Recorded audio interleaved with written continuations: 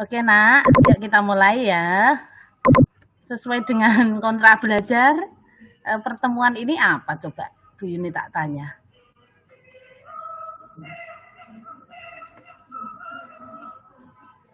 Nak, halo. Sesuai dengan kontrak, materi pada pagi hari ini apa nak? Ada yang bisa menyampaikan?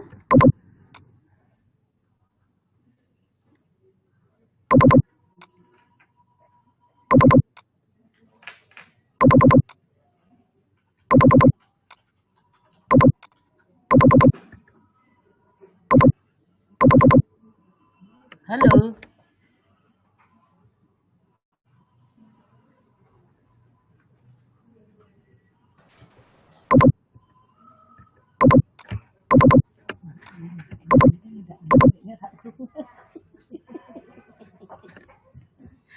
Halo nak. Kenapa dia tidak bisa melihatku ya?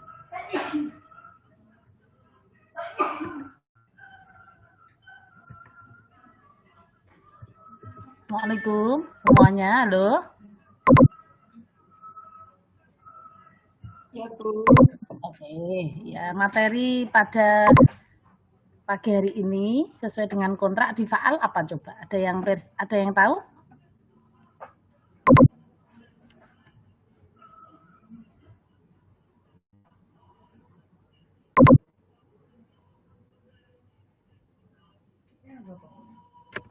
Ada yang tahu saudara? Bentar. Oh, sebentar. Oh iya. Ya sudah. Neuroendokrin bukan Bu? Ya, neuroendokrin. Baik. Sebelumnya kemarin ada yang tanya Ibu untuk UTS-nya seperti apa? Bu Yuni multiple choice ya. Materinya kardiovaskuler sama respirasi. Ya, jumlah soalnya kira-kira 25 nak ya. Nanti belajar monggo mulai dari unit konduksi, unit respirasi sampai ke faalnya. Mulai dari difusi gas dari alveoli ke darah sampai balik dari darah ke alveoli dipelajari. Kemudian jantung juga begitu, ada ruang jantung, katup, kemudian konduktivitas jantung ya seperti yang di video yang Ibu kirimkan, nanti dilihat lagi mulai dari es anut sampai serabut Purkinje. Insya Allah semua ada di situ ya. Silahkan dicek lagi, didalami ya saudara perjelas lagi, dan tugas ya ada juga yang saya keluarkan dari tugas terkait dengan PPT Ibu yang terakhir di faal kardiovaskuler ya. Oke. Faal respirasi yang terakhir kayaknya. Baik saudara, kita mulai pertemuan pada pagi hari ini yaitu materi neuroendokrin.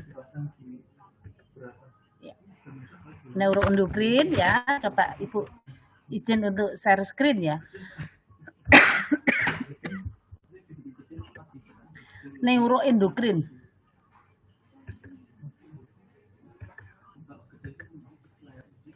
Sudah bisa dilihat, Nak? Sudah, Bu. Sudah, Ibu. Pelan-pelan, hati-hati. Ini memang tidak seperti jantung sama paru. Kalau jantung sama paru mungkin saudara bisa membayangkan ya. Karena anatominya juga jelas di situ dan kelihatan betul. Oh, paru ada 2, jantung ada di cenderung ada di dada sebelah kiri ya. Kemudian traktus respiratorik juga bisa dibayangkan. Tapi kalau endokrin namanya aja endo. Endo itu ada di dalam. Jadi ini sistem hormonal intinya ya. Oke, tapi insya Allah nanti di anatomi Bu Andang mungkin sudah memberikan ya, endokrin itu memang akan diatur mulai dari yang ada di otak ya. Di sana ada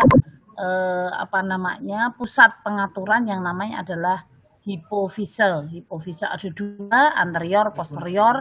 Dan masing-masing di situ ada memang yang bertugas mengeluarkan hormon. Ini.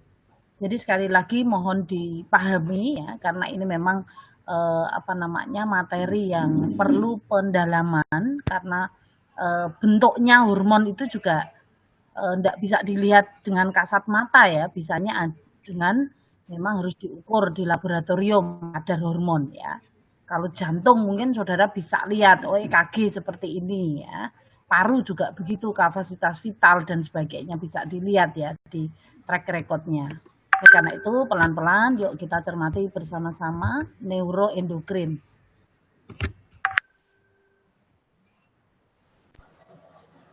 Oke. Sekali lagi hormon ya, berbicara tentang hormon, itu bentuknya hormon itu seperti apa ya? Kalau waktu SMA dulu ada ikatan senyawa kimia, itulah hormon di situ. Hormon itu merupakan senyawa kimia yang memang diproduksi oleh siapa? Yaitu oleh kelenjar yang menghasilkan hormon. Nah, hormon itu nanti akan berfungsi mengatur organ. Sekali lagi, tubuh kita terdiri dari sistem, organ, jaringan, terakhir sel. Nah, hormon itu nanti akan ya mengatur masing-masing organ sesuai dengan fungsi dari hormon tersebut. Yang namanya adalah organ target. Nah, jadi misalnya maaf ya, mungkin kalau di kebidanan saudara sudah pernah mendapatkan misalnya proses kehamilan itu adanya satu perubahan hormon. Hormon apa? Misalnya hormon progesteron. Progesteron meningkat. Organ targetnya siapa? Adalah uterus, ovarium. Nah ini. Jadi hormon sekali lagi diproduksi oleh kelenjar yang menghasilkan hormon. Tugasnya apa? Adalah mengatur organ tubuh kita dan nanti akan disalurkan ke dalam darah. Sekali lagi hormon itu tidak punya saluran. Ya, kalau kelenjar keringat itu ada salurannya. Kalau hormon boten. Jadi adanya ada di dalam darah. Sehingga bagaimana kita mengetes adanya hormon ya harus dianalisa dalam darahnya itu terkait dengan hormon apa yang bisa kita lihat misalnya. Ada prolaktin, oksitosin, berarti harus mengambil dari spesimen darah karena tidak punya saluran. Oke, ada 4 hal, tolong dipahami, diingat-ingat. Hormon merupakan satu bentuk senyawa kimia diproduksi oleh kelenjar yang menghasilkan hormon. Tugasnya nanti dia akan mengatur organ yang ada di tubuh kita dan langsung disalurkan ke dalam darah. Ini pelan-pelan ya. Jadi ciri-ciri hormon kalau nanti ada di soal, mohon dipahami ya, dia tidak punya saluran. Kalau kelenjar, keringat, kelenjar air mata itu ada saluran, ya, lakrimal misalnya. Tapi kalau hormon boten ya, adanya dia langsung disalurkan ke dalam darah. Ini kelenjar saudara, ya, sehingga hormon itu yang mana? Ya kelenjar endokrin atau kelenjar buntu. Nah, kalau kelenjar eksokrin yang punya saluran yang tadi Ibu sampaikan, misalnya kelenjar keringat. Kalau saudara berkeringat itu ada kelenjarnya di kulit, ya di integumen itu ada. Kelenjar air mata, di situ ada saluran air mata. Punctum lacrimalis, di situ ada. Kelenjar ludah itu juga bisa. Kalau kelenjar ludah ya, kelenjar ludah membesar ya nanti fungsi-fungsinya tentunya akan terganggu. Jadi sekali lagi bahwa kelenjar itu ada dua, eksokrin dan endokrin.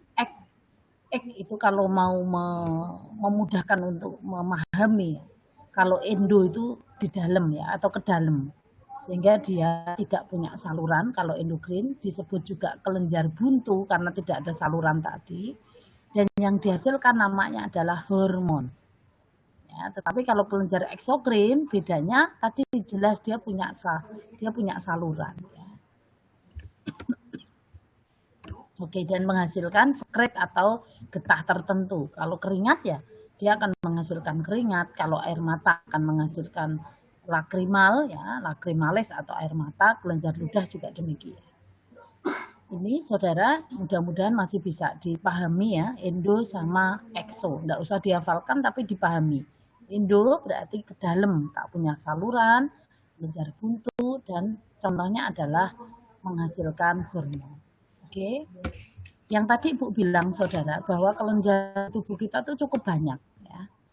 Ada hipofise ini yang paling besar tadi, hipofise ada 2, anterior sama posterior ya.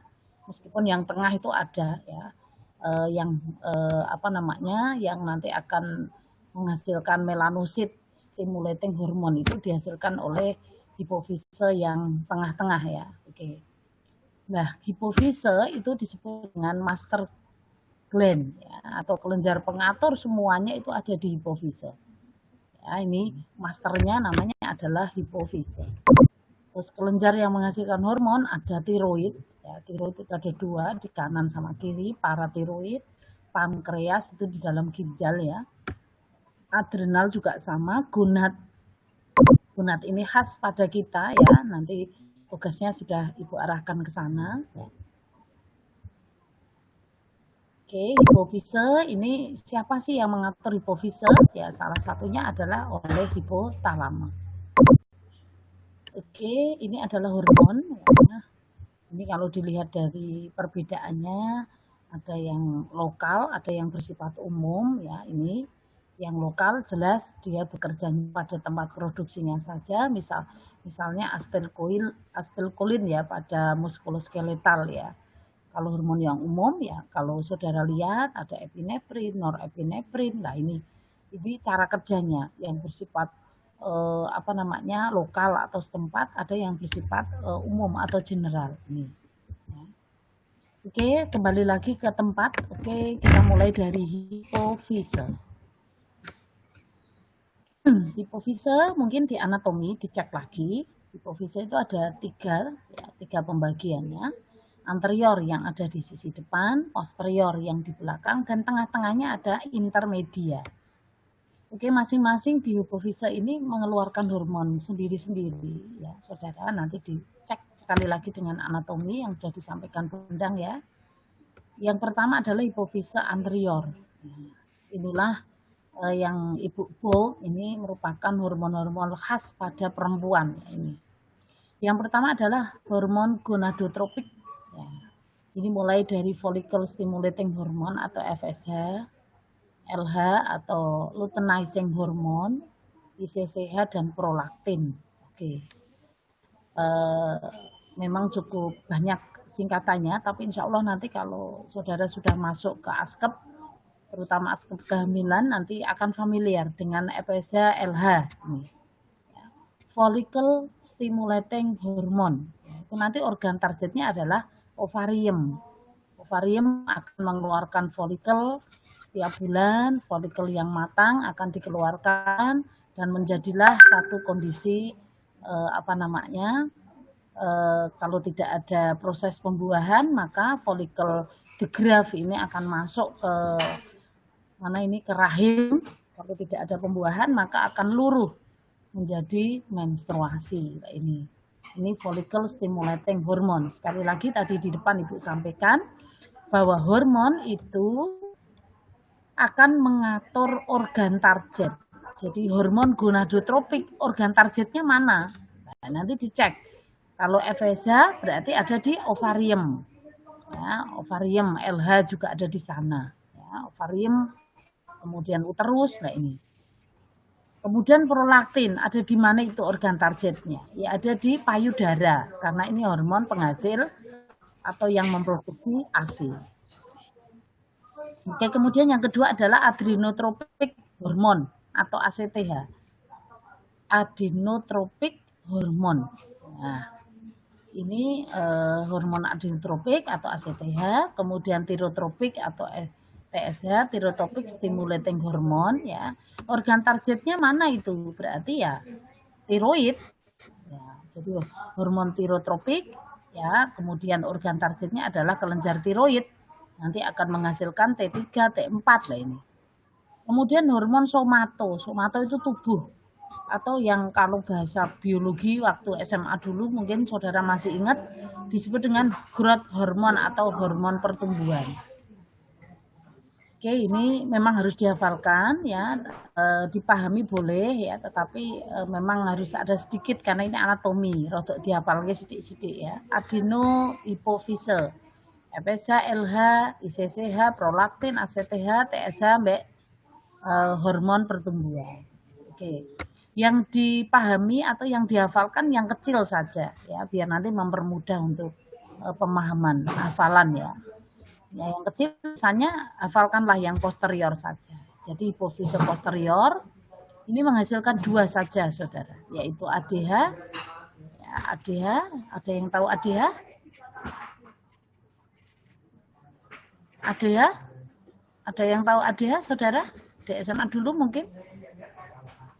Nanti diuretik, Bu.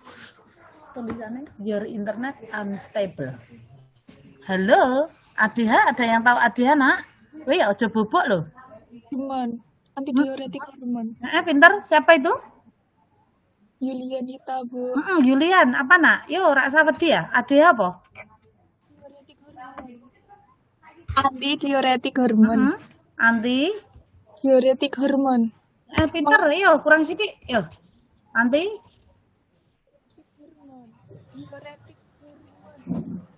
Nah, ini Yulia internetnya unstable, Bu Yuni juga sama ya. Ya sudah banyak istighfar ya nak ya. Ya. ADH apa? Antidiuretik hormon. Oke. Pintar, Jos. Yo, kemudian yang kedua adalah oksitosin. Udah yang dihafalkan 2 itu aja, ADH sama oksitosin, berarti lainnya dikeluarkan oleh adenohipofise. Kemudian intermedia itu yang di tengah-tengah. Yang dihasilkan itu satu nak, melanocyte stimulating hormone, MSH. Ya maaf di PPT-nya Bu Yuni cekak-cekak nanti ditulis sendiri. MSH itu melanocyte stimulating hormone, hormon yang mengatur warna kulit kita. Ya ini. Oke.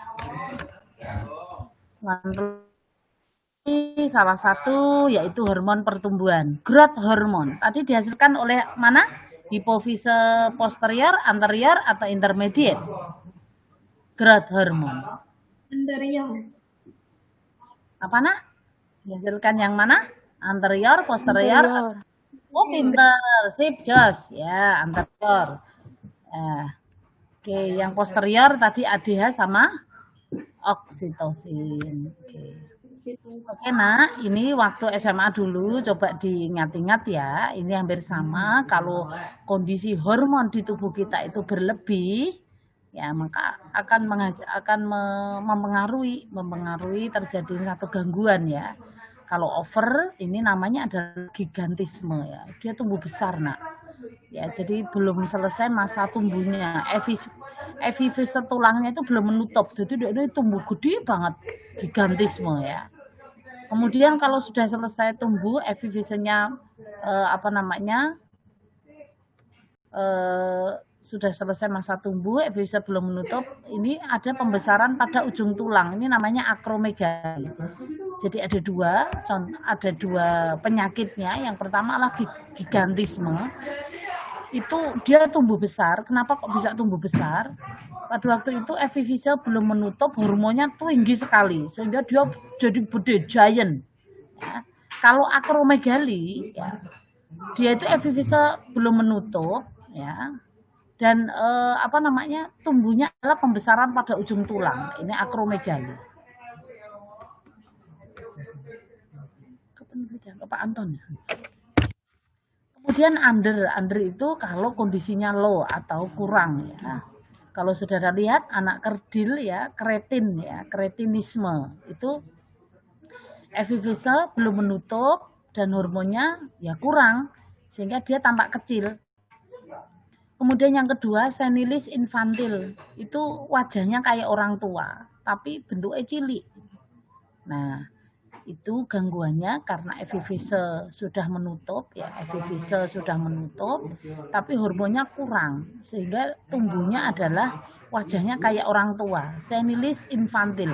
Ini adalah growth hormone. Monggo untuk gambar mana gigantisme, seperti apa akromegali, seperti apa kretin, seperti apa senilis, coba nanti dilihat di Google. Besok pertemuan berikutnya sebelum saudara nanti saya ingin pertemuan berikutnya karena ada 2 materi yaitu sistem perempuan ya, reproduksi perempuan sama reproduksi laki-laki. Nanti biar saudara tidak jenuh, coba nanti penjenengan yang paparan ya, jadi kita diskusi saja lah. Nanti untuk gambar-gambar kreatin, akromegali, monggo kalau mau dieksplor ya, biar sama-sama memahami bahwa inilah bentuk dari hormon pertumbuhan kita ya ini. Oke, ini hormon pertumbuhan pelan-pelan. Yang kedua adalah hormon paratiroid. Ya. Hormon tiroid ini juga dihasilkan oleh anterior hipofise ya. Oke.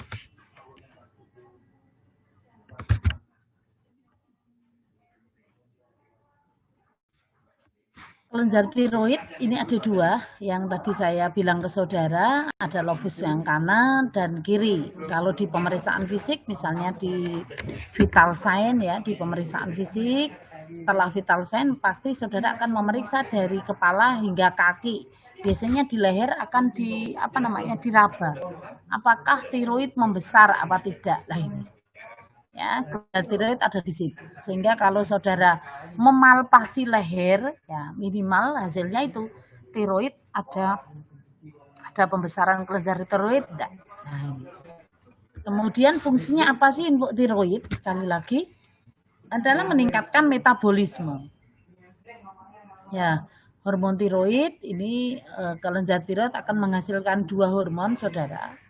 Ya, T3 sama T4, tiroid dan atau tiroksin dan kalsitonin. Nah, ini kaitannya dengan hormon tiroid. Ini superficial saja ya, nanti kita masuk ke lebih dalam. Salah satunya adalah yang melatar belakangi misalnya terjadinya satu kondisi DM ya, DM gestasional atau diabetes mellitus karena kehamilan, itu oleh hormon siapa lah, nanti kita coba masuk ke sana. Untuk tiroid, tiroksin, para kalsitonin nanti ini sedikit-sedikit saja nanti bisa dibahas tersendiri oleh saudara.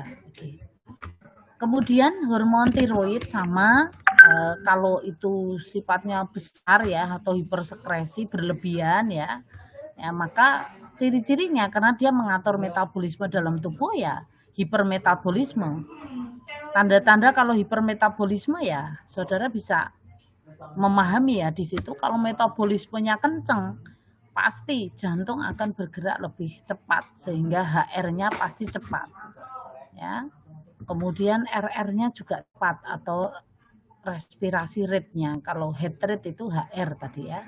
Kemudian kalau metabolismenya tinggi ya tidak pernah berhenti tubuh kita ya.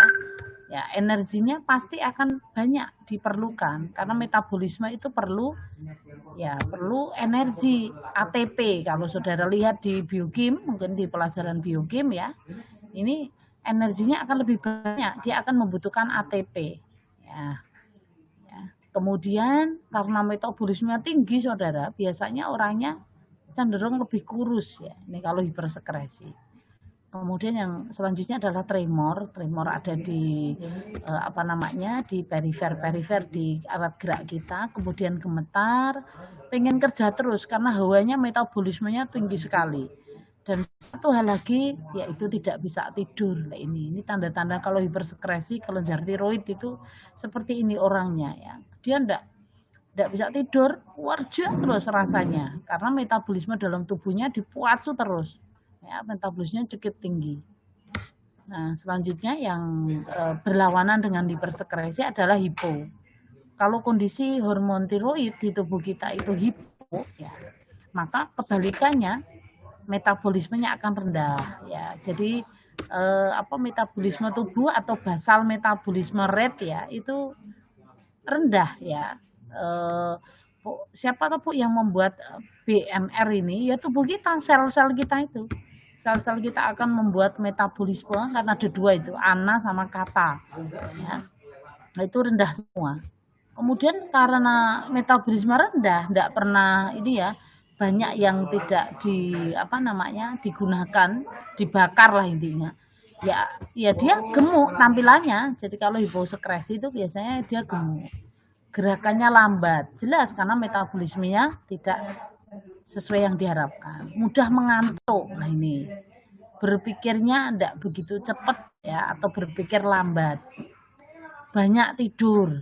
Ini jadi banyak tidur. Kemudian gondok endemik lah. Kalau saudara lihat tampilannya, ya kalau saudara lihat di lapangan, misalnya orang kena gondok, nah itu berarti hormon tiroidnya terganggu ya.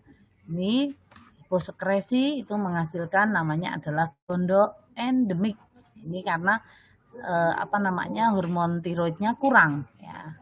Kenapa kok kurang? Lah ini kalau saudara lihat gondok itu ya, gondok endemik ya, penyakit ya tiroidnya membesar ya karena adanya hiposekresi. Oke. Kemudian hormon di sebelahnya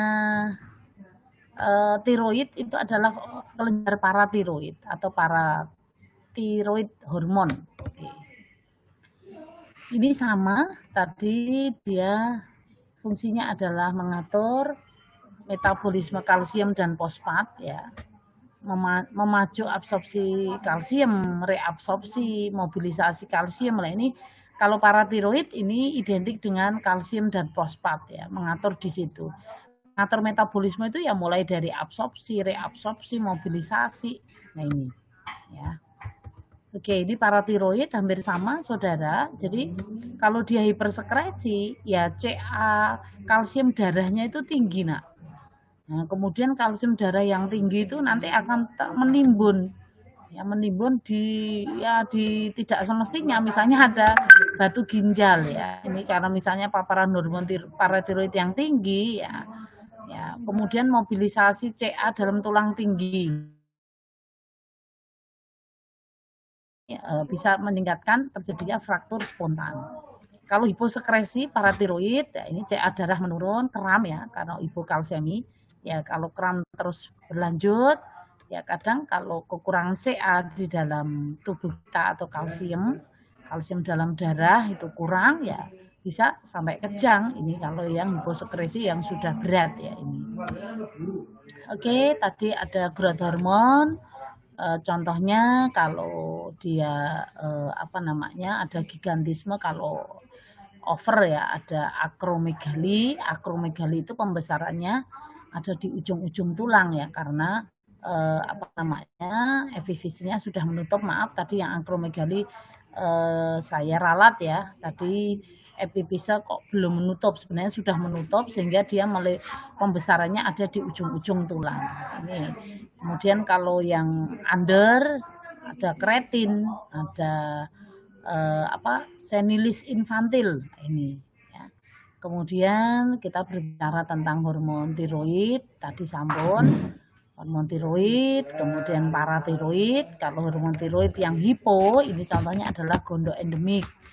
Karena hiposekresi paratiroid, biasanya metabolisme kurang, makanya ciri-cirinya adalah gemuk, ya, berpikir lambat, mudah tidur, ya, metabolisme menurun. Nah ini kalau hipersekresi tiroid ya kebalikannya, nggak bisa tidur, kurus, ya, metabolismenya tinggi, ya. Kemudian tremor dan sebagainya. Oke. Ya ini yang tiroid. Kalau paratiroid barusan, ini kalau hiper ya CA-nya dalam darah banyak, karena fungsinya paratiroid adalah mengatur metabolisme CA dan fosfat ini ya. Oke, saudara, yang keempat pelan-pelan adalah kelenjar adrenal. Nah, ini yang harus dipahami oleh kita ya. Karena ini nanti akan menjadi dasar saudara memahami munculnya diabetes mellitus gestasional atau DMG ya, kencing manis pada waktu kehamilan. Nah, ini salah satunya karena dilatar belakangi oleh hormon yang ada oleh kelenjar adrenal ini. Hormon yang mana? Mari kita ikuti. Oke. Ini kelenjar adrenal ya. Ada dua anatominya, bagian kortek dan medula. Kortek itu yang di luar, medula yang di dalam. Ini memang bahasanya seperti ini, saudara. Ada 3 zona di kortek. Yang pertama adalah glomerulosa. Ya. Yang dihasilkan adalah aldosteron atau mineralokortikoid. Ya. Nanti di tugas juga ada ini. Yang kedua adalah fasikulosa. Yang dihasilkan adalah kortisol, hormon glukokortikoid. Ini meningkatkan gula darah, ya, kortisol. Ya, kalau aldosteron menurunkan sekresi natrium dalam ginjal, sehingga nanti retensi natrium di situ ya. Kemudian retikularis ini menghasilkan hormon androgen. Ini hormon yang berkaitan dengan sifat kelaki-lakian. Ini hormon androgen. Ini. Kemudian medula ini menghasilkan siapa? Adalah hormon epinefrin atau adrenalin, norepinefrin atau noradrenalin. Ini sama. Ini hormon siap siaga. Jadi nanti kalau ada pertanyaan, epinefrin, norepinefrin itu hormon apa? Dia hormon fight or flight atau siap siaga. Dalam kondisi siap siaga itu apa di situ? Karena dia akan meningkatkan sistem saraf simpatik untuk keadaan takut dan bahaya. Misalnya apa, Bu? Ya, misalnya maaf ya, saudara mau ulangan ya, mau ulangan fisiologi misalnya. Kok ora sinau? Nah, paginya itu pasti epinefrinnya, waduh, aku harus bisa nih. Meskipun aku enggak belajar, aku harus bisa mengikuti lah. Itu yang main siapa itu? Ya adrenalin. Adrenalinnya tinggi, makanya kalau saudara lihat di TV ya, ada panjat tebing, wah adrenalin tinggi lah. Itu hormon yang dihasilkan medula adrenal namanya adalah adrenalin, noradrenalin. Sama ini, epinefrin, norepinefrin sama. Itu disebut dengan hormon siaga, ya, fight or flight. Nah ini, ya, jadi yang membuat kekuatan di tubuh kita. Ya, oleh karena itu, kalau kondisi-kondisi orang-orang yang memang mengalami penurunan kekuatan tubuh, ya adrenalin itu salah satu obatnya ya. Ya, disuntik adrenalin gitu, wah jadi siap siaga, wah sangar, ya, ada energi yang muncul ya, karena saraf simpatis itu ditingkatkan sistemnya, sistem saraf simpatis ditingkatkan produksinya, sehingga saudara siap menghadapi keadaan takut dan bahaya lah ini. Saya tidak berani, saya tidak takut dengan itulah, wah adrenalinnya tinggi mestilah itu. Jadi ini hormon siap siaga. Oke, fungsinya hormon siap siaga itu satu. Yang kedua adalah meningkatkan tekanan darah. Ya pasti kalau dalam kondisi siap siaga, kalau ditensi ya tinggi, vasokonstriksinya tinggi, ya, karena hormon itu kuat mengalami tantangan. Ya, ini adrenalinnya tinggi. Dalam kondisi kita letoy, kalau mau meningkatkan kekuatan diri ya salah satunya dengan adrenalin ini. Tapi jangan sampai kita disuntik adrenalin ya, saudara ini ya. Ya. Ini obat mujarab itu adrenalin ya. Meningkatkan metabolisme karbohidrat dan lemak. Nah, ini hormon siaga atau adrenalin, noradrenalin atau epinefrin, noradrenalin sama, namanya sama ya. Kortek ada 3 ya, glomerulosa, fasikulosa, retikularis. Glomerulosa menghasilkan mineralokortikoid atau aldosteron, fasikulosa menghasilkan kortisol. Oke, saudara, pelan-pelan hormon siaga dihasilkan oleh medula adrenal. Ya, dia akan memacu semangat kita untuk bertahan hidup, itu hormon siaga. Wah, sangat fight or flight, kondisi seperti itu. Nanti dia akan menjadi kekuatan yang hebat. Nah, ini. Misalnya limbat, kalau saudara lihat limbat, mampu enggak itu naik di ketinggian? Kalau dia bilang saya mampu lah, itu adrenalinnya durna. Nah, adrenalinnya tinggi sampai dia bisa seperti itu ya ini. Oke. Ya, ini medula ya. Kalau tadi korteks sama medula. Nah, ini kalau kondisi hipersekresi, ya, hiposekresi seperti tadi. Kalau hiper ya, tadi si korteks menghasilkan 3 hormon itu. Apa coba? Aldosteron, kortisol, retikularis. Retikularis apa? Androgen. Androgen. Sekresi ya di antara 3 itu. Berarti aldosteron. Sip. Misalnya ini yang aldosteron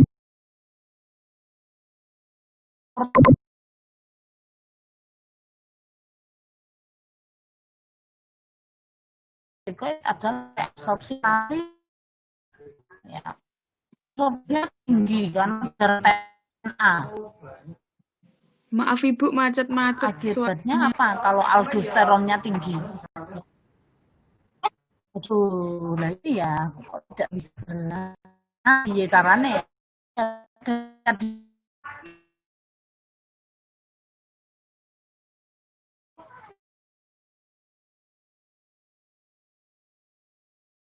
Nih, masih nak.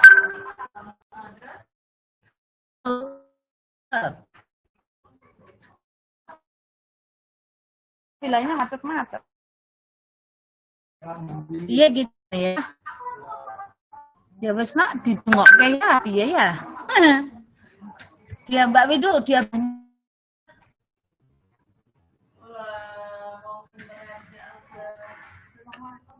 tak coba ya nak ya. Kalau enggak nanti tak share sinau dhewe yo. Tak coba pakai headset.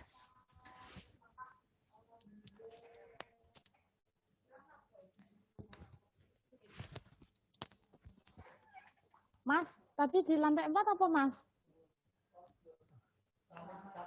Hah? Hah?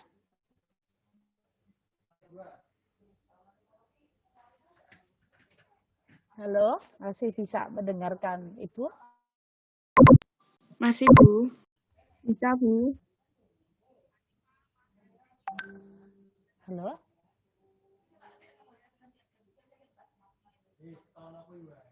Halo? Ya, Bu, bisa. Bu. Ya, kita lanjutkan ya pelan-pelan ya. Oke, Ini kecil, Bu.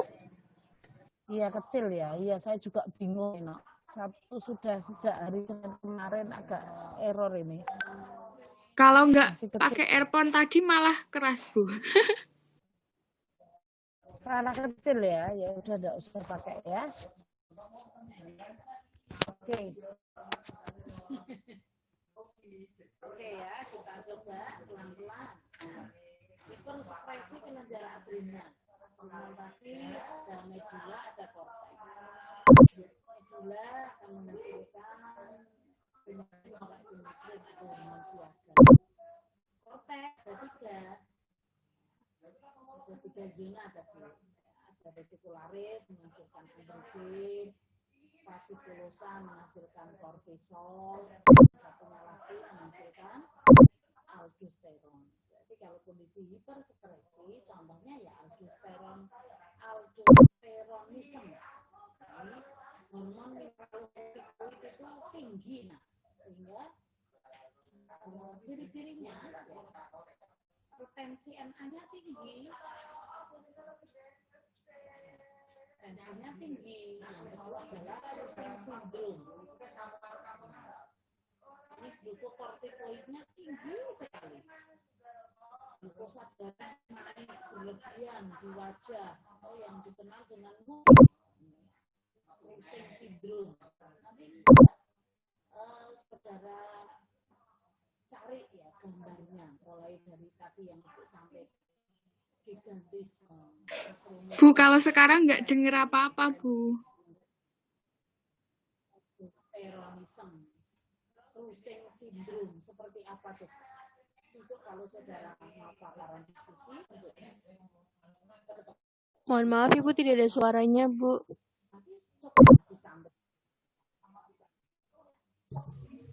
Bu, suaranya terlalu kecil. dengar, Bu, suaranya, Bu.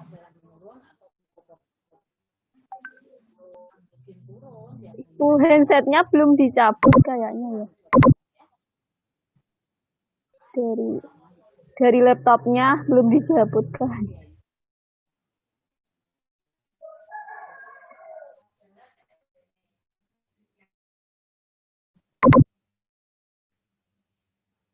Oke, yang terakhir yang bermain-main menghasilkan militus gestasional adalah hormon pankreas, hormon yang biasanya oleh kelenjar pankreas tapi tidak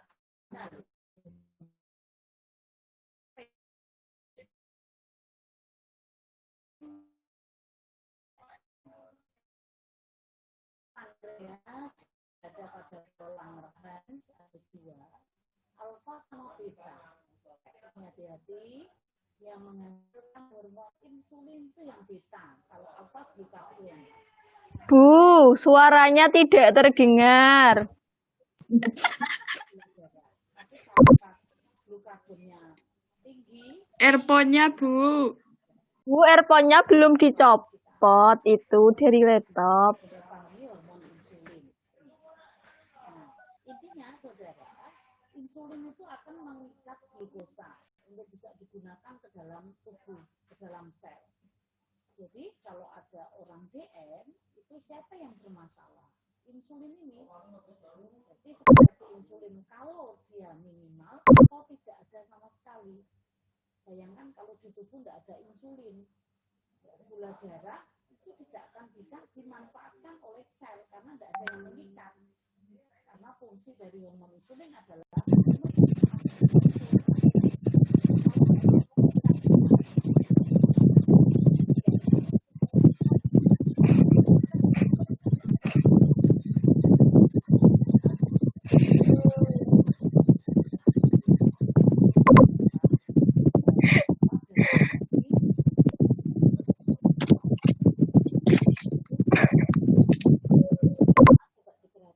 sekali lagi, kelenjar pankreas menghasilkan hormon insulin, terutama di beta pankreas.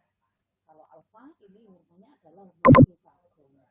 Hormon insulin ini berfungsi untuk mengikat glukosa atau menurunkan gula darah. Kenapa kalau glukosa diikat, gula darah bisa turun? Iya.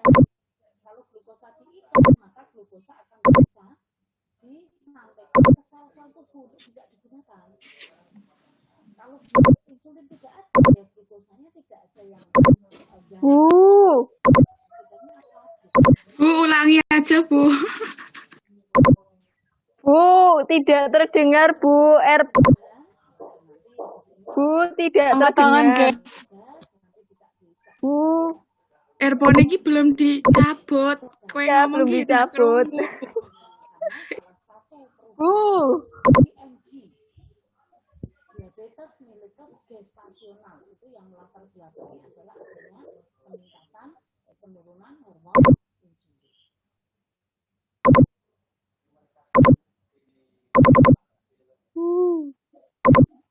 Iya ya, maaf ya.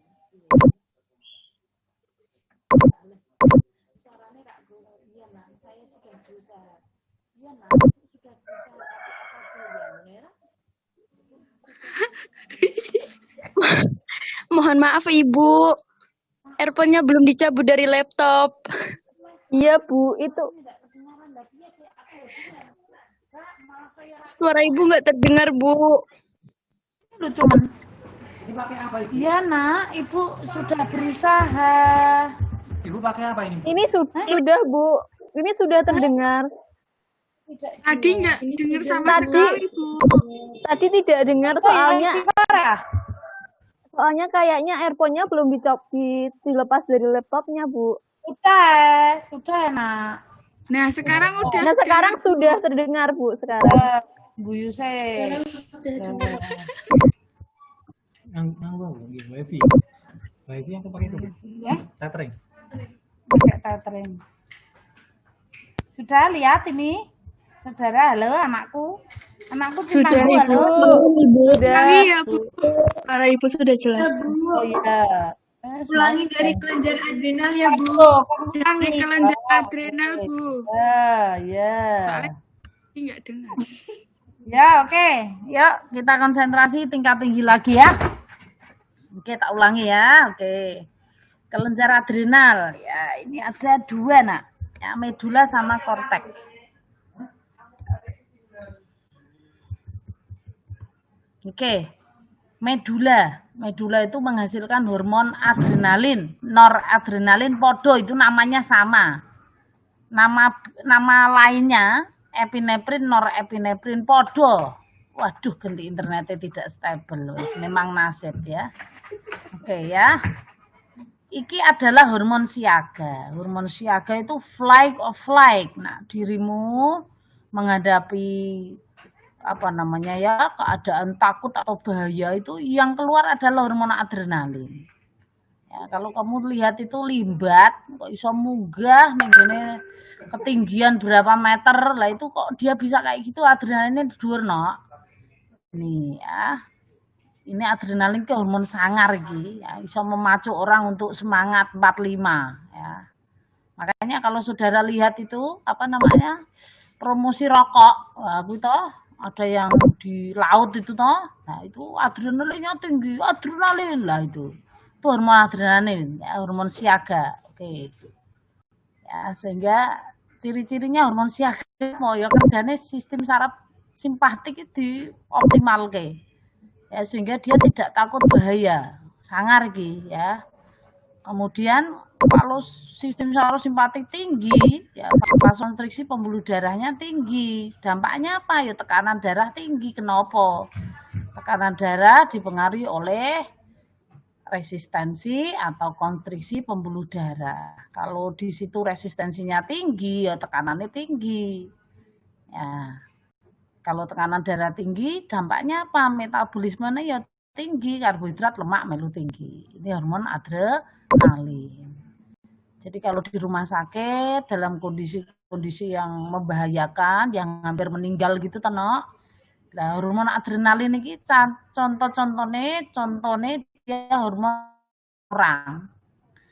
Kayak adrenalin lah, udah kaget kayak gitu, wih sangar kayak adrenalin ya. Nanti sebentar lagi dia tekanan darahnya akan muncul. Karena itu banyak berdoa, mudah-mudahan kita tidak sampai diberi adrenalin dari luar. Oke ya. Kemudian korteks. Korteks, medula. Tadi sudah medula, saat ini korteks.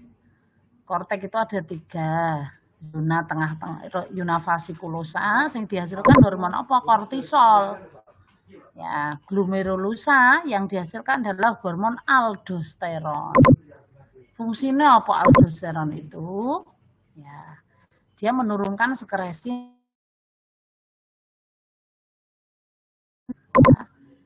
aldosteron. Ini hubungannya mbek tekanan darah Yohan. Ya, nanti. Kemudian fasikulosa ini hormon kortisol. Ini gula darahnya jadi tinggi kalau kortisolnya tinggi. Ya, dan yang terakhir adalah zona retikularis, ini menghasilkan hormon androgen. Nah, bagaimana kalau kondisi hiper? Nah, contohnya tadi kalau di medula itu ada hormon adrenalin. Kalau di korteks ada aldosteron, ono kortisol. Nah, kondisi hiper ya contohnya salah sijine wae.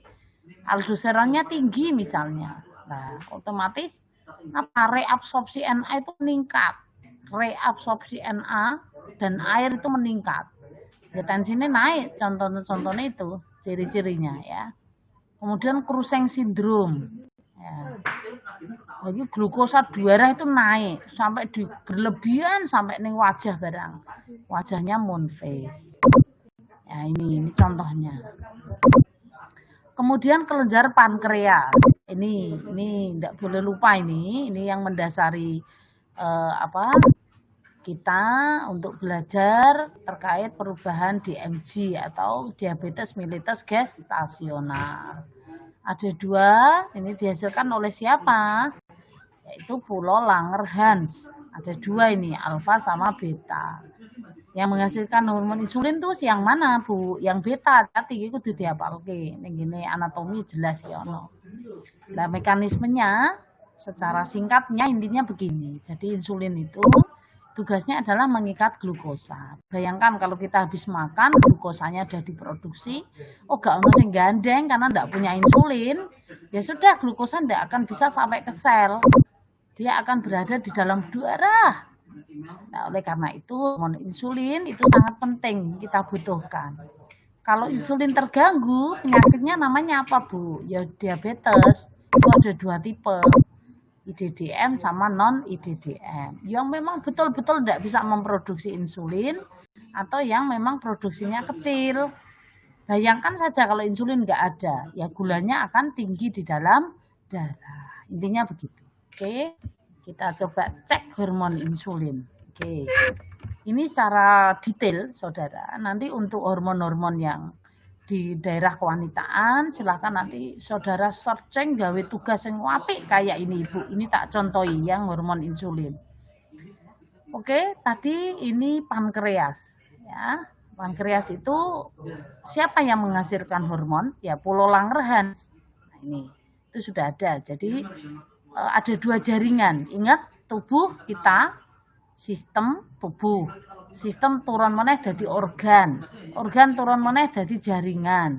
Jaringan turun meneh dadi sel. Ini jaringan. Jaringan di pankreas itu ada 2, jaringan asini sama jaringan Langerhans. Yang menghasilkan hormon siapa? Langerhans. Oke. Ya, jadi kedua-duanya hormon itu dihasilkan oleh Langerhans, bukan asini. Oke. Kalau asini dia akan berfungsi wabil khusus untuk gastrointestinal. Dia akan sekresi getah ya, getah pankreas ke dalam duodenum. Ini adalah pulau asini atau jaringan asini. Sekali lagi, anatominya dikuatkan, ada 2 jaringan yang membentuk pankreas. Yang menghasilkan hormon adalah pada pulau Langerhans. Oke. Apa sih yang dihasilkan oleh Langerhans? Ada 2 tadi, glukagon sama insulin. Glukagon akan dihasilkan oleh alfa, betanya ini menghasilkan insulin.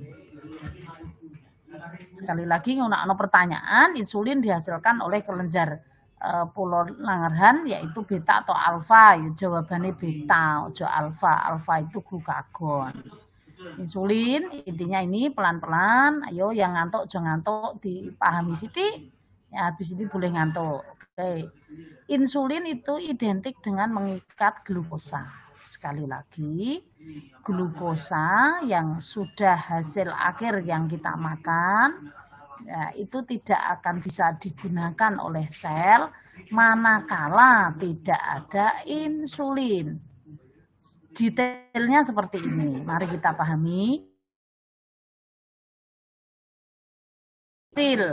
Ya, insulin manusia atau molekulnya ada 5.808 ya. Yang terdiri dari 2 rantai asam amino. Nah, ini kalau mau ini monggo ya. Insulin mengaktifkan reseptor yang dapat memicu timbulnya efek insulin. Ini insulin. Reseptor yang sudah aktif akan menghasilkan siklus AMP. AMP tahu AMP yang ada di biokimia? Yang diduga bekerja sebagai kurir untuk meningkatkan efek insulin. Nah, ini insulin saudara dalam metabolisme. Kalau saudara habis makan, otomatis kan karbohidratnya tinggi nih. Nah, yang dihasilkan paling kecil dari karbohidrat ya glukosa, namanya adalah monosakarida. Nah, ini akan diabsorpsi ke dalam darah sehingga produksinya tinggi. Nah, kalau ini tidak ada insulin, maka glukosa ini akan ada di dalam darah terus. Nah, karena ada insulin, maka glukosa akan mampu diikat oleh insulin. Intinya itu. Ya. Sekali lagi, efek insulin adalah menyebabkan sebagian besar glukosa yang diabsorpsi disimpan ke dalam hati dalam bentuk glikogen. Bila glukosa turun, maka nanti akan dipecah lagi. Ya, itu intinya sing mengikat si glukosa untuk digunakan atau disimpan di dalam hati itu adalah Mister Insulin. Bayangkan itu kalau nggak ada nasibnya glukosa ya saajek nang darah terus. Kalau dites di darah ya glukosanya tinggi, jadinya DM. Intinya begitu. Ya. Sekali lagi, kalau tidak digunakan si glukosa itu ya akan disimpan dalam bentuk glikogen di otot, di hati. Nah ini. Bu, bagaimana kalau ada orang yang puasa, Bu? Puasa yo penyimpanan glukosa yang tadi sudah oleh insulin disimpan di dalam otot, di dalam hati itu akan dipecah. Glikogen menjadi glukosa. Itu kalau dalam kondisi kita lapar, kita puasa kok masih bisa ya Bu, masih bisa bicara, masih bisa lari. Energinya dari mana? Yaitu memecah glikogen baik di dalam hati maupun di dalam otot sebagai energi. Lah ini itu sungguh tinggi ya peran glukosa insulin dalam hal ini. Karena itu banyak bersyukur ya saudara, kita masih diberi kekuatan oleh Yang Maha Kuasa menghasilkan hormon insulin ya ini. Oke. Ini intinya lah. Nah, ini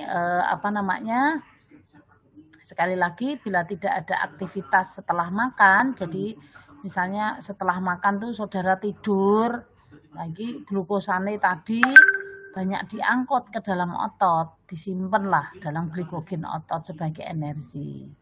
Ya ini kalau saudara habis makan kok ora tinggu aktivitas misalnya, habis makan tidur, makanya kalau habis makan tidur ya glukosanya disimpan. Ya ini saudara, nah, ada dua kondisi di mana otot memerlukan glukosa dalam jumlah banyak. Itu kalau saudara latihan yang keras ya ini.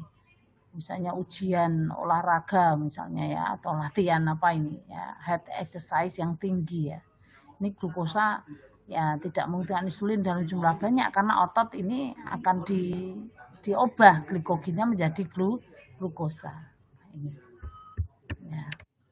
Ini glikogen juga bisa disimpan ya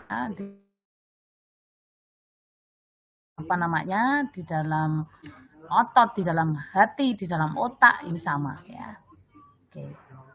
Oleh karena itu bila glukosa turun maka akan timbul renjatan. Renjatan itu kejang. Ya, kejang karena hipoglikemi, maaf ya. Jadi glukosa darah ini air stabil ya.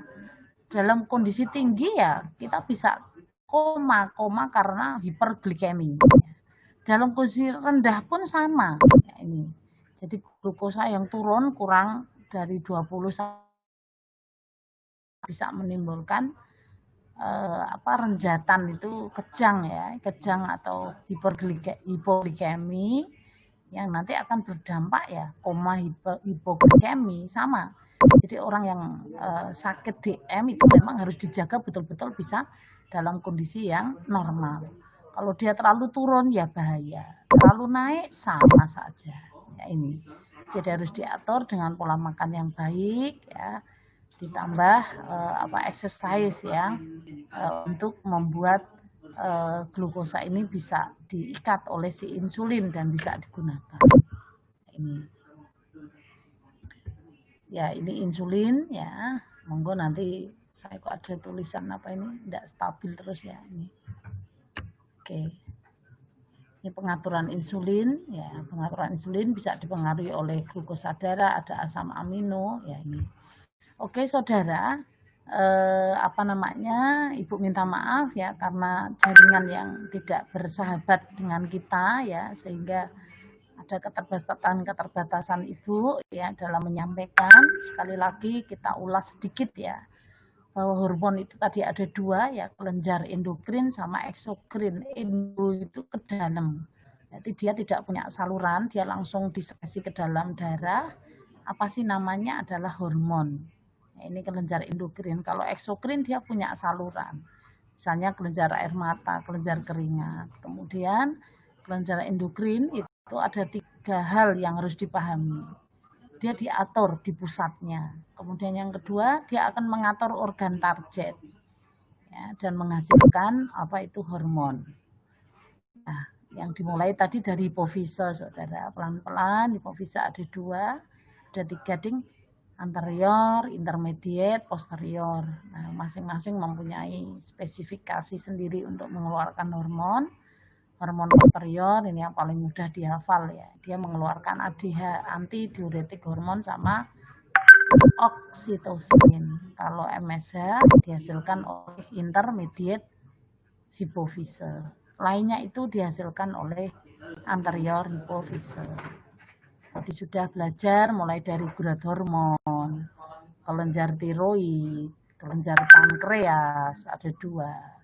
Kelenjar adrenal ada 4 hormon itu, pinefrin, aldosteron, kortisol, androgen. Nah, kemudian yang terakhir adalah tadi insulin. Intinya bahwa insulin akan bekerja dengan cara mengikat glukosa. Untuk dibawa kemana? Dibawa ke sel untuk digunakan. Kalau tidak digunakan, Bu, misalnya habis makan bubuk, ya berarti dia disimpan. Simpan yang di otot sebagai glikogen otot, di dalam hati. Ya ini. Sehingga insulin sangat bermanfaat sekali oleh tubuh kita karena akan menghindari peningkatan glukosa dalam darah ya ini. Kemudian biar tidak bosan karena ibu terus mulai dari kemarin ada respirasi, kardio, saiki hormon ya, pengantar hormon, dan nanti coba ini sebagai tugas individu saja karena saudara saya yakin karena COVID tidak bisa bersama, nanti pakai nomor absennya 1 kelipatan 7 lupat monem ding 6 ya, monggo dibuat sebaik-baiknya seperti yang tadi Ibu inginkan ya. Di situ ada kelenjarnya sendiri ya, mulai dari cara kerja, organ targetnya pundi, fungsinya apa, mekanismenya bagaimana. Yang pertama adalah hormon prolaktin. Nah ini kenapa kok saya pilih ini hormon kewanitaan khususnya untuk nifas nanti. Prolaktin itu yang akan memproduksi susu, air susu ibu. Oksitosin juga sama ya. Prolaktin ya, tadi dihasilkan oleh anterior hipofise, oksitosin oleh posterior hipofise. Ya, nanti coba dibuat sebaik-baiknya karena ini dasar untuk saudara nanti masuk di askap kehamilan, askap nifas. Kemudian hormon endorfin, ini wabil khususnya di persalinan ini. Ini hormon yang mengurangi rasa nyeri. Nah, kalau endorfinnya tinggi ya ambang nyerinya saudara kan tinggi ya ini. Kemudian hormon kortisol, nah ini juga hormon kecemasan tadi, dia meningkatkan gula darah tujuannya. Kemudian yang kedua dari bawah ini sangat-sangat penting untuk diketahui kita, yaitu estrogen, progesteron. Nah, ini estrogen, progesteron bermain di dalam ovarium, terutama progesteron ya. Dia akan memproduksi folikel kecil jadi gede jadi degraf keluar lewat ovarium. Ini progesteron ini yang tinggi, itu estrogen. Nah ini saudara, jadi ada 6 hormon ya. Mudah-mudahan nanti bisa dipahami. Sekali lagi tetap semangat, pelan-pelan ya, dikerjakan pelan-pelan, dimotivasi dalam dirinya, bukan hanya untuk semata-mata mengumpulkan tugas, tapi dipahami karena inilah hormon-hormon kita, ini khususnya hormon kewanitaan KB, prolaktin, oksitosin, estrogen, progesteron, hormonnya EDKB. Karena itu mari kita pahami ya. Ini saya coba nanti kita gunakan sebagai nilai tugas. Oleh karena itu monggo dikerjakan sebaik mungkin. Copy paste dari Google entuk tapi paham. Maksudnya saya seperti itu. Oh, organ targetnya ovarium, prosesnya piye lah itu maksudnya saya. Sehingga nanti kalau ini juga akan mendasari di asuhan KB. Karena opo KB kok Sing 1 bulan ndak boleh kalau ibunya menyusui. Nah, ini juga main-mainnya estrogen dan progesteron di situ. Ya, ada yang mau tanya, saudara? Saya mohon maaf ya, ini kok unstable terus ya. Ada yang mau tanya, saudara, atau diklarifikasi? Silahkan. Bu, izin bertanya. Oke, siap. Bu, ini tugasnya dalam bentuk apa ya, Bu? Iya. Please move this windows away from Poji. Oke, nak? Tugasnya dalam bentuk apa ya, Bu? Word Chat, nak. apa? Mas Gimana Ayu, kowe ya ora jelas kok padha wae. Chat macaan. Chat wae. Ini tugasnya dalam bentuk apa, Ibu? Oh, di anu aja, di copy Word. paste untuk ya Word. Word dipahami, nak. Ya. Nggih, Bu.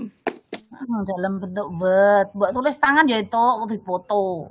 Deadline-nya kapan ya, Ibu? Word aja ya, Bu. Berarti ini kayak semacam rangkuman begitu, Bu? Yo, yang penting kamu ndaknya copy paste lo, dipahami lo. Nggih, Bu. Dipahami lo ya, ini hormon kamu lo, hormon wanita lo. Ayo, dicintai Ibu, ya. ini dikumpulkan hari apa ya, Bu? Deadline-nya kapan? Besok nak meh UAS, rak apa-apa. Ya, besok kalau mau UAS saja ya. Ini tidak masuk UTS. Ya, Ibu aja, izin Debet. bertanya, Ya, untuk absennya itu maksudnya bagaimana, Ibu? ini tah. Oh, absen, maksudnya absen 1, kelipatan ano Cahayu. Kita absen 1, absen 2, absen 3, absen 4, absen 5, absen 6. Ben ini kelipatan piro? Berarti 6. Berarti kelipatan 6. Absen 1, absen 7 tambah 6 berarti 13 sampai terus. Anaknya berapa? Di kelas ada berapa, Saudara? 56, Bu. Ya, wes nak angel-angel iki kan di random. Jadi kelipatan 6. Ya berarti 1, 7, 2, 8 terus sampai mau 50 mau ya. Nggih. Ini kok caranya kalau ndak mau Bu, pakai ini ini tapi silakan. Kami kan sebenarnya ada 61 anak, Ibu. Ini absennya Nah. tetap sesuai NIM kami atau bagaimana, Ibu? Sesuai yang ada di absen yang ikut. Lah ngapa 61? Kok akeh teman? Ada yang keluar niku lho, Bu.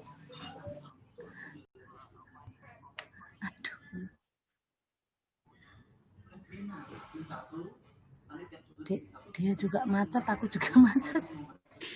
Oh iya 55 ini kok. Ya, ya udah anu sesuai dengan absen kelas saja ya.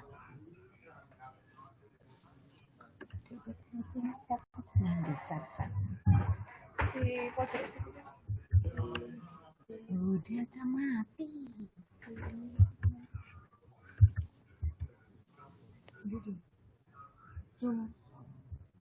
Jadi, Bu, ini kan kami sebenarnya ada 61 anak, Ibu. Tapi ada yang sudah keluar pindah. Jadi total kami ada 56 sekarang, Ibu. Nah, ini absennya pakai absen yang masih di NIM atau Ya wes 56. bagaimana ya, Ibu? No, yang ada aja nak, kalau dia udah pindah ya ndak usah dikasih tugas toh. Ya. Wes ngono bae, saya enom ra. Nanti kan Injih, Ibu, matur nuwun, Ibu.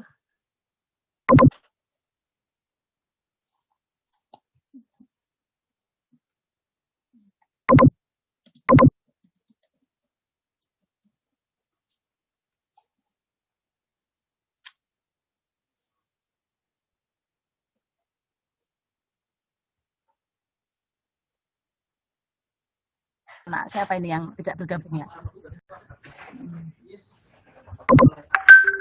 Bu Andang sudah memberi tentang hormon, nak.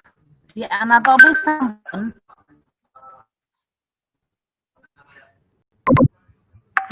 Anatomi sampun memberi hormon. Belum, Ibu. Bu. Oh belum. Ini ada keluar pesan.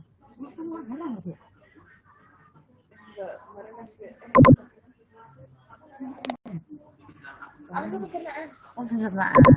Ya, serak apa-apa pelan-pelan ya. Belajar dulu pelan-pelan enggak apa-apa ya. Nanti ya sambil Ibu untuk pertemuan berikutnya engko tak tak carikan lah kowe mau gigarisme kaya apa, akromegali, kreatin, senilis infantil, ya aldosteronism, Cushing syndrome seperti apa engko tak golekke nak kowe do ngono ya. Itu merupakan salah satu contoh penyakit karena kelebihan hormon ya ini atau hipersekresi ya ini. Tapi insya Allah monggo nanti bisa dipahami wabil khusus hormon sing nggo awake dhewe, sing nggo kewanitaan ya. Hormon estrogen itu isinya opo ya, dia diproduksi oleh siapa, organ targetnya mana, mekanisme kerjanya seperti apa. Nah itu maksudnya saya coba dipahami itu ya. Monggo nanti word saja, tapi pesan saya copy paste boleh tapi paham lah ya. Paham bukan untuk ibu, bukan semata-mata mencari nilai, tapi memang kita mencoba memahami dari khususnya tentang reproduksi kewanitaan yang berkaitan dengan hormon. Itu intinya yang ibu inginkan ya. Ibu.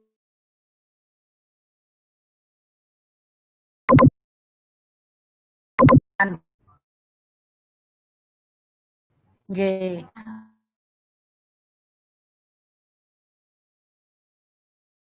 Hanya ojo ya. Ya. Oke. Kalau tidak ada pertanyaan yang tugasnya ibu tadi, tolong dicoba dibuat ya pelan-pelan.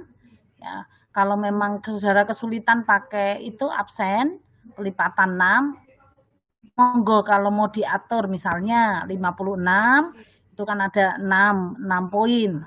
Apa mau di 1 sampai berapa tentang yang poin 1 nomor sekian sampai sekian poin 2 monggo kalau mau dibutuhkan. Tapi kalau mau diacak ya seperti tadi, kalau enggak yang penting saudara komunikasi yang apa namanya sipennya komunikasi ibu ada 6 tugas masing-masing sudah kami bagi menurut ini monggo nanti bisa dikomunikasikan. Ibu enggak apa-apa. Yang penting saudara ini tugas individu ya.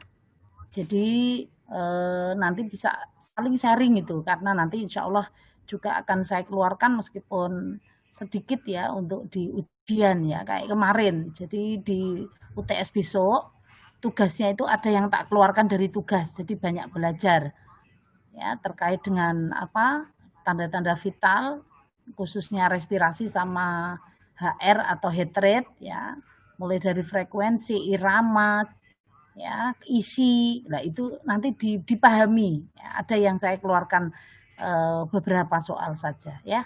Oke.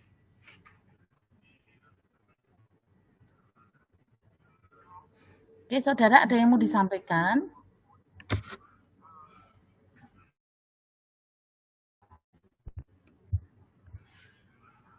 Masih ada 1,5 jam, saudara. Monggo ini untuk P ya, untuk praktek. Tadi sudah coba ibu sampaikan, kalau saudara mau dengan ditambahi gambar, di word monggo, diparingi pathway juga dengan senang hati, malah akan lebih memudahkan ibu untuk memahami ya. Dan juga saudara lebih menggali pemahaman saudara untuk membuat pathway, monggo kalau mau seperti itu diperkenankan ya tugasnya. Yang penting saudara paham. Ada 4 kaidah tadi ya dihasilkan oleh kelenjar yang ini mulai dari mekanismenya, organ target dan sebagainya, fungsi lah itu ya. Oke. Monggo ini masih ada lumayan waktu saudara jangan ditunda-tunda ya. Nah, ada lagi yang mau disampaikan? Assalamualaikum Ibu, saya Rista Wahyu Ramadanti selaku Komting meminta maaf karena tadi sudah mengingatkan Ibu melalui share screen dengan tulisan seperti itu. Tidak akan saya ulangi lagi Ibu. Enggak apa-apa ya. Oke. Enggak apa-apa nak, tenang aja. Ini kebebasan Terima kasih, pribadi Ibu. ya. Ibu enggak apa-apa. Yang penting saudara bisa memahami yang Ibu pahami tadi dan Ibu minta maaf ya. Memang kondisinya jaringannya masih seperti ini nak ya enggak apa-apa ya Ya memang salah satu keterbatasan kalau kita daring ya seperti ini, Nak. Nggih, nggih. Ndak apa-apa is oke ya, ndak usah dimasukkan hati malah Ibu lupa kok. Ya wis. Oke. Assalamualaikum Ibu, izin bertanya lagi. Ya. Ya, oke. Untuk tugasnya jika dikerjakan dengan cara membuat mapping boleh Bu? Oh, boleh dengan senang hati. Boleh, bebas. Yang penting kowe engko paham. Boleh, Nak? Sekali lanjut dihafalke, Nak ya. Heeh. Ya. Boleh, Nak? Ya. Dipahami Baik Ibu, betul-betul. terima Nggih. kasih. Oh, ini loh, apa namanya? Misalnya tadi prolaktin dihasilkan oleh hipofise anterior. Gitu. Prolaktin itu nanti organ targetnya siapa sih? Oh, kelenjar susu, kelenjar air susu yang ada di payudara. Nah, diguar boleh. Ya nanti oh iki piye to iki? Nah, mekanisme umpan balik, maaf itu mekanisme umpan baliknya seperti apa sih? Nah, kalau bayinya ngenyot nanti kira-kira hormonnya piye? Apa tambah nak semakin banyak ngenyot, semakin banyak keluar apa ndak? Lah kayak gitu-gitu. Ya. Boleh dengan gambar, dengan grafik, dengan ini, dengan senang hati, Nak. Ya, oke. Baik Ibu, terima kasih. Oke, nggih. Ada yang mau ditanyakan, Nak? Jelas ora to, Nak, jane? Jelas, Bu. Jelas banget, Bu. Nah, diinget-inget ya. Diinget-inget sekali lagi kalau ada salahnya, Ibu mohon maaf ya. Karena kita hanya manusia biasa. Nanti kalau Ibu menemukan satu media bagus tentang hormon nanti tak share lagi kayak kemarin waktu sistem konduksi jantung ya toh ya. Oke. Biar lebih bisa diterima dengan baik ya. Nggih, Bu. Oke. Oke, kalau nggak ada Ibu akhiri ya, Nak ya. Oke, Ibu akhiri. Terima kasih atas kerjasamanya. Waktunya dimanfaatkan, jangan ditunda-tunda. 1,5 jam coba dikerjakan yang punya Bu Yuni tadi. Ya, Bismillah. Nawaitu mudah-mudahan barokah untuk saudara semuanya. Amin. Ya. Terima kasih ya, Nak ya. Amin. Terima kasih, Nak. Ya. Terima kasih, Bu. Oke, Nak. Terima kasih juga. Assalamualaikum. Waalaikumsalam. Nanti untuk materi Ibu kirimkan ke Stipen nggih untuk materi hari ini nggih. Ibu. Iya, Bu. Nggih. Bu. Terima kasih Ibu. Jangan Assalamualaikum, lupa jaga Nak. kesehatan ya Ibu. Waalaikumsalam. Ya, amin. Nggih, mudah-mudahan yang belum absen 1 nanti sekaligus di ini nggih dikabari ya. Mudah-mudahan dia masih dalam kondisi yang sehat. Amin. Amin. Amin. Sudah. Ibunya sudah keluar. Jadinya sebelum UTS apa UAS? UAS. Dia apa UAS ya. bilang UAS. Tapi mending dan dikerjain. Nanti nek UAS pasti banyak tugas lagi. Iya, ya. Habis ini ada lagi nggak? Enggak. Nggak. Mau tidur. Alhamdulillah ya Allah. Alhamdulillah. Apa lah? Apa guys? Syukurlah. Siapa sih suaranya kemeresek? Ini Zoom-nya masih dipakai enggak? Atau KN sekarang? Udah end aja. Salah. Dadah. Makasih semangat.